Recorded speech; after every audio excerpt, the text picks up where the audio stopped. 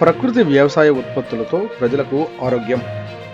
పల్నాడు జిల్లా DPM K Amalakumari 8వ తేదీ నరసరావుపేట ప్రకృతి వ్యవసాయ విభాగం.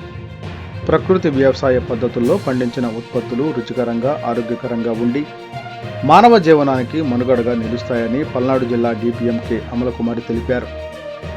ఈ సందర్భంగా ఆమె మాట్లాడుతూ ప్రతి సోమవారం జిల్లాలోని 28 మండలాల్లో ప్రకృతి వ్యవసాయ ఉత్పత్తుల విక్రయ కేంద్రాలు ఏర్పాటు చేస్తున్నామని తెలిపారు. మహిళలు ఈ అవకాశాన్ని సద్వినియోగం చేసుకుని కుటుంబాలకు ఆరోగ్యకరమైన ఆహారాన్ని అందించాలని సూచించారు. అలాగే ప్రతి సోమవారం కలెక్టర్ కార్యాలయం వద్ద జరిగే ప్రజా సమస్యల పరిష్కార వేదిక వద్ద కూడా ప్రత్యేక స్టాల్ ఏర్పాటు చేసి ప్రకృతి వ్యవసాయ పద్ధతుల్లో పండించిన అనేక రకాల ఉత్పత్తులను అందుబాటులో ఉంచుతున్నట్లు తెలిపారు. అందులో ఆకుకూరలు, కూరగాయలు, పండ్లు, కుజి, పటాలియా, నాటు రకం బియ్యం, కందిపప్పు, పసుపు, 2 రకాల కారం పొళ్ళు మొదలైన ఉత్పత్తులు లభిస్తాయని చెప్పారు. ప్రతి సోమవారం మండల కార్యాలయాల వద్ద కూడా ఈ ఉత్పత్తులు అందుబాటులో ఉంటాయి. ప్రజలంతా ఈ మంచి అవకాశాన్ని వినియోగించుకుని ఆరోగ్యాన్ని, ఆనందాన్ని పొందాలి అని డిపిఎం అమలకుమారి పిలుపునిచ్చారు.